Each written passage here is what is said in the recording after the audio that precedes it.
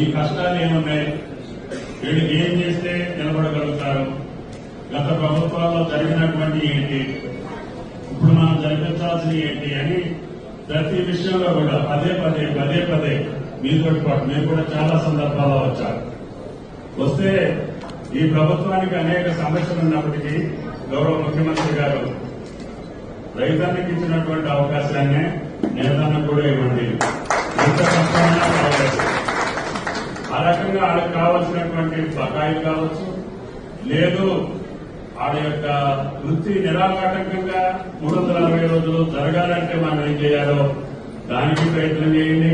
వాళ్ళకి కావాల్సినటువంటి భద్రతతో పాటు, నియమాలతో పాటు, భరోసాతో పాటు వాళ్ళకి ఏ రకమైనటువంటి హంగులు కావాలో, అవకాశాలు కావాలో వాళ్ళకి కల్పించాలని చెప్పి మొట్టమొదటిసారిగా గత ప్రభుత్వంలో ఏమి ఇచ్చారో ఏమీ లేదో మీకు తెలుసు.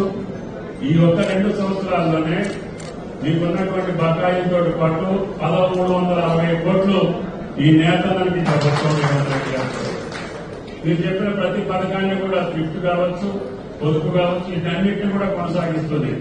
మీకు చేతి నిండా పని కల్పించడం కోసం ఆనాడు ఇందాక చెప్పారు సీని గారు, చీరలకు సంబంధించి ముఖ్యమంత్రి గారు ఒకటే చెప్పారు, దానికి ఉపయోగపడేటటువంటి ప్రజలు కట్టుకోగలిగినటువంటి దాచుకోగలిగే చీరని ఇప్పించండి, రేటు ఎక్కువైనా పర్వాలేదని ముఖ్యమంత్రి గారు ఆదేశిస్తే ఈ రోజు మీరు ప్రతి ఫంక్షన్కి వెళ్ళినా, ప్రతి పెళ్లికి వెళ్ళినా మీరు ఇచ్చినటువంటి చీరలు కట్టుకొని ఆ మహాతరులు వస్తా ఉంటే ఆ యొక్క పాలపెట్టు రంగులో మెరిసిపోతున్నారని చెప్పి కూడా మీరు తీసుకుంటారు. అదేవిధంగా మీ యొక్క వృత్తి నైపుణ్యానికి ఈ రోజు మహిళామతలు అందరూ చేసేది పలుకుతున్నారు. భవిష్యత్తులో కూడా దీన్ని కొనసాగిస్తాం. తప్పకుండా తెలంగాణ ప్రభుత్వం మీకు ఏ మాట ఇచ్చినా ఆ మాట నిలబెట్టుకోవడానికి ప్రయత్నం చేస్తాం.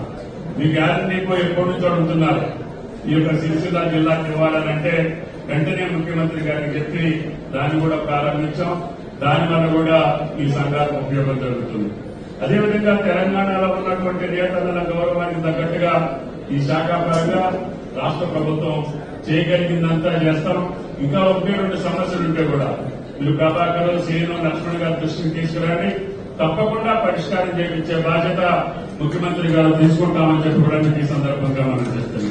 మీరు చూశారు వేములవాడలో ఈనాడు రాజరాజేశ్వరి స్వామి ఆలయ అభివృద్ధి, అంతేకాకుండా అక్కడ పెద్ద పార్కులు కూడా బీటీడీఏ కలెక్టర్ గారు ఆధ్వర్యంలో బ్రహ్మాండంగా చేశారు. ఈ రకంగా సిరిసిల్ల జిల్లాలో ఆ దేవదేవుడి యొక్క దయ వల్ల మనకి కావలసినటువంటి అన్ని అంగుల్ని మనం ఏర్పరచుకునేటటువంటి స్థితికి ఈ రాష్ట్ర ప్రభుత్వం మీ చెంత ఉంటుంది, మీకోసం ఉంటుంది, మీకోసమే ప్రయత్నం చేస్తారని చెప్పి కూడా మీకు ఈ సందర్భంగా మనం చెప్తుంది. అది విద్యుత్ సమస్య కావచ్చు, బకాయిలు కావచ్చు, ఆర్డర్స్ కావచ్చు, మీ యొక్క చేనేతకు సంబంధించినటువంటి ఏ విషయమైనా సరే తల తాకట్టు పెట్టైనా సరే ఈ ప్రభుత్వం నెరవేర్చుతుందని చెప్పి సందర్భంగా మనం చెప్తూ ఈ అవకాశం ఇచ్చినటువంటి మీ అందరికీ ధన్యవాదాలు తెలియజేస్తూ సెలవు తీసుకుంటున్నాను. జై